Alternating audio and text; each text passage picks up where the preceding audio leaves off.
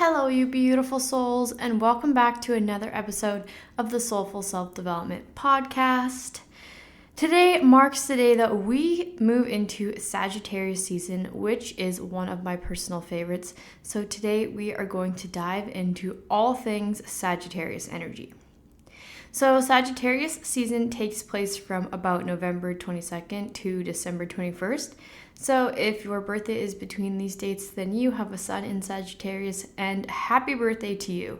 But we all do have the energy of Sag somewhere in our charts. So I'm going to dive into all things Sagittarius and how that may show up for you in your energy. So first of all, what is the energy of Sagittarius? What is it like? Sagittarius is a fire sign. It is the last of the fire signs, and it is more mature than the other ones. This energy is spontaneous, adventurous, passionate, optimistic, trustworthy, vibrant, expansive, philosophical. However, they can also be quite scattered, restless, and tactless. And they do come off as being blunt because they are just very straightforward. And sometimes I think just don't look at things from like an emotional perspective. They just say it how it is, and it can come off as very blunt, but they don't ever mean it in a rude way. That's just how they communicate. So the way that Sagittarius speaks just instantly makes you believe that they know what they're talking about. They are very passionate, and they can have a lot of different ideas and interests. They just sometimes lack the plan to create or carry out these ideas because they can be so multidimensional and all over the place. Sagittariuses are very extremely philosophical and seek answers in ways that others wouldn't even think to explore. Their higher education and way of thinking makes them get the gap between heaven and earth. This also makes them the teachers of the zodiac signs, and they love knowledge and love to pass it on and share it with others. This is also what makes Gemini and Sagittarius such a complementary pair, because their energies are opposite of each other, but not opposite as in like totally opposite, different, opposite as in they so extremely complement each other, because Gemini is the forever student. It's curious, it wants to know more, and Sagittarius has that deeper understanding, that deeper wisdom that can share that with Gemini. So those energies often very much attract to each other and go hand in hand. So some core traits for Sagittarius includes being an explorer at heart, drawn to travel, learning, and experiencing new cultures and perspectives. They are deep thinkers, very philosophical. Again, they want to know the answers. They want to know the why. They just have this deep feeling and need for understanding things on that deep level. They are optimistic. They always believe in the silver lining. They are really good at seeing the bigger picture. They are the glass half full kind of people. And they're also very loyal friends. They're very generous and supportive to those that they care about. And if you have a Sagittarius as a friend, you are lucky, and there's a pretty good chance that that's going to be a friend for life, somebody who always has your back, somebody who's willing to fight and stand up for you. So Sagittarius is represented by the centaur or the archer, which is symbolic of them being warriors, aiming high and striving for greater truths. The centaur represents the duality of Sagittarius because part human, which is the wisdom and intellect, and part horse, which is the wild and adventurous side of Sagittarius. And they are warriors in a way of, I would say they're more like lovers than fighters. However, they are going to fight for the truth. They are going to fight for the people that they love. They are going to stand up for what they believe in, and there's no backing down. So they are ruled by Jupiter, which is the planet of luck, growth, expansion, and abundance. It is represented by the color purple, or like a purpley reds, and the energy is masculine. The phrase is I see, and their energy is mutable, which means it's They are adaptable and open to change. And again, their opposite sign is Gemini, which is me, which is why Sagittariuses are one of my favorites, and I just love them. Very much complements my energy. And I'll get to this in a little bit, but I have Sagittarius in the 3rd house, which is the energy of Gemini. So to me, that is just so interesting, and I will share with you guys what that means and what that looks like energetically. First of all, I am going to, the Sagittarius power aspect is adventurous, confident, enthusiastic, optimistic, and educated. The Sagittarius shadow side is irresponsible, blunt, self-righteous, excessive, and dogmatic. So Sagittarius energy is similar to that of the 9th house, which represents philosophy, beliefs, higher education, long-distance travel, spirituality, religion, and ethics. So you can see how those energies complement each other or are very, very similar. If your sun is in Sagittarius, then you are optimistic, fun, intelligent, love to learn and explore, honest, and loyal. You are spontaneous, have many friends, and enjoy good conversations. You're a free spirit with a zest for life. You're always seeking the truth and look at things from a glass half full perspective. And this, so because if your sun is in Sagittarius, this energy is what people find the most bright and exciting about who you are. That energy just like radiates from your soul, from your being. So yes, it is the season of Sagittariuses. If your moon is in Sagittarius, which depends on the day that you were born, because the moon moves into a new sign every 2.5 days. So it goes through all of the 12 signs every 28 days. So you can have a Sagittarius moon even if you are not born in Sagittarius season. So you just have to look up when you were born. The moon represents our emotions. So having this Sagittarius energy in your moon in Sagittarius energy just represents your inner world, your emotions, how you feel deepest on the inside. So if your moon is Sagittarius, your emotional world is infused with adventure, optimism, and enthusiasm. You love and value freedom, especially in close relationships. So you would not enjoy being in a relationship with somebody who is really clingy. You feel like you need your space to be able to go out and explore and be yourself without having somebody feel so attached to you or feeling like you can't do things. If you feel restricted at all, that's very much a turn off for Sag moons. You seek meaning and understanding in all things, and this can actually really help you to process your emotions. So if you're feeling an emotion, if you can understand why and where that emotion is coming from, it is a lot easier for you to let go and process that emotion. So always searching for those deeper answers. And for comfort, you may turn to spirituality or philosophy, or even just learning of any kind. You probably feel the happiest when you are experiencing new things, exploring and expanding your horizon. And you may communicate your feelings or emotions very bluntly, just kind of how it comes off, because you're just honest and truthful, and that's just the way it comes out sometimes. And also you are good at seeing the bigger picture. So if Sagittarius is your rising sign, then this is the essentially mask you wear to the outside world. This is the energy that comes off of you when you first meet and interact with people. It's how the people that don't really know you probably see or think about you. And this depends on, again, when you were born, as the rising sign changes every 2 hours. So it actually goes through all of the 12 rising signs every single day. So you have to know exactly the time that you were born in order to calculate your rising sign. But if you love astrology, I highly recommend trying to figure that out if you don't know when you were born, when and where, because you need to know it for a lot of things in your chart, and it's just so fascinating when it all comes together.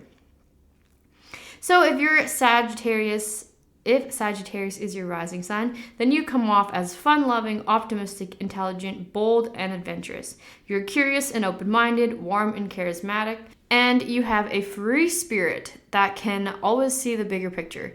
You are confident and you may come off as blunt to others. So let's look at my placements of Sagittarius and just what this means, as we all do have Sagittarius in a house. So that depends on your rising sign. So my rising sign is Libra, which means that I have Sagittarius in the 3rd house, which is the house of communication, learning, and immediate environments. It governs how we speak, think, and connect with others, and it also has to do with your siblings. So in this house, the energy of Sagittarius is optimistic, adventure, and expansive. Together, that makes me a lifelong learner, focused on the big picture, love to travel, philosophical thinker, optimistic, inspiring, humorous, and playful. I would say that's pretty accurate to my personality. So like I said earlier, this house has to do with your siblings. So if you have siblings,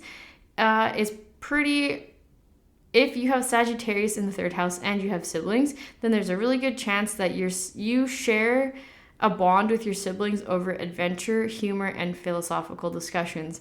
So if you've ever listened to my podcast episodes with my sisters, I think you could know that that's true. I think there's literally no better way to describe mine and Grace's relationship than philosophical conversations, and humor and adventures. We are always up to some sort of shenanigan. We're always making each other laugh, and we talk about the most deep and crazy things all the time. And also, she also has Sagittarius in the 3rd house because we have the same rising sign. So that's just even more heightened between our relationship. But even my older sister Jessica is really, really funny, and we also end up having a lot of good conversations about philosophical things. So I just find that so honestly funny just how accurate it is. Astrology makes me laugh. So having Sagittarius in the 3rd house makes me naturally inclined to explore spirituality, naturally inspiring to others, and having a difficulty staying connected if feeling restricted. Yep, that is literally me in a nutshell. Can also struggle with the routine, and I do so much. I have a routine in ways of I do the same things every day. I always meditate and I try to stretch or move my body every day, but it's never in the same order. Some days I get up and go to the gym at 6 in the morning. Some days, like yesterday, I went to the gym at 10:30 at night. It just totally depends on what I'm feeling that day and what happens, and I just like to go with the flow. And if I feel like I'm stuck by having to do something, I can't do it. So I'm just always trying to switch it up, keep me on my toes. So yes, and I also have Pluto in Sagittarius, but this is actually, Pluto is a generational planet. So everyone who was born between 1995 and 2008 also has Pluto in Sagittarius. And I think that is very, very, very, very significant, especially as to what is happening right now. If you haven't heard, Pluto just moved into Aquarius, which is about to be a whole generation of change for humanity. But just listen to this because this is such a part of it. So think about it, 1995 to 2008. So that means people are 30 to 18 years old. So this whole generation of people, and listen to what this means. These people are passionate about uncovering hidden truths, challenging traditional belief systems, and will transform the education and belief system. They understand diverse viewpoints. They are tech-driven they are into tech-driven exploration and very optimistic and expansive. This is a generation of spiritual awakening, philosophical depth, advocacy for truth, freedom, and justice, and adventurous spirits. So I think this is really interesting because we're moving into this age of Aquarius, which is about making these huge changes for humanity. And this generation is now we are now adults. We are now old enough to have a voice to speak up. And we are the ones that are craving this change. And I just think it's so interesting. Like, how could you even hit that nail harder on the head? I don't know. Like, we are literally so passionate about uncovering these hidden truths. This is the generation that has been on top of manifestation, all these spiritual things that are becoming just so a part of our everyday lives, and we don't even question it. You know what the older generations do? They're very much more like, if I can't see it, it's not there. And that's not their fault. It was a lot of conditioning. But this generation, being born with Pluto and Sagittarius, we're like, nah. I can see the bigger picture of what's going on here. I can see this lies and deception, and I'm not going to stop until the truth comes out. And guess what? This next 30 years is literally about the truth coming out and us making these really big changes because the truth has been exposed. And that is largely because of us. And also anyone who has very significant Aquarius placements, which I could make an entire episode about the age of Aquarius, and honestly, I probably will, so stay tuned.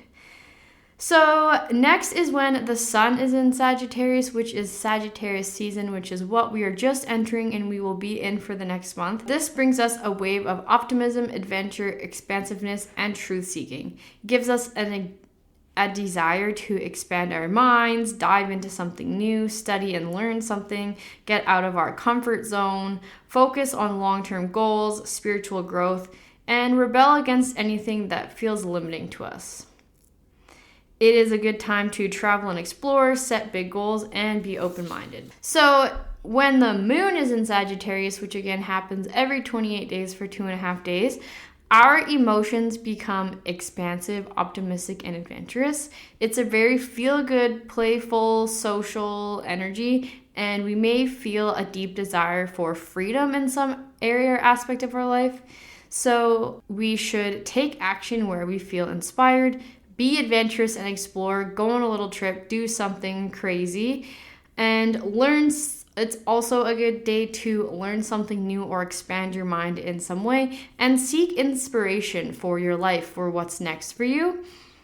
It is important to avoid restricting your freedom, avoiding responsibilities because you are too busy exploring and not doing the things you should be doing, overcommitting yourself. So don't say yes to doing too many things because it sounds fun and adventurous and then you're burnt out or you can't actually do all the things you said you could do. That happens. And also being overly blunt with others. All right, this is a day where our emotions are being expansive and you may feel like just saying how it is, and that is okay, but just, keep in mind some people are just more emotional people than others, and sometimes being blunt can come across as a little harsh. But yeah, that is Sagittarius energy. I love Sagittarius.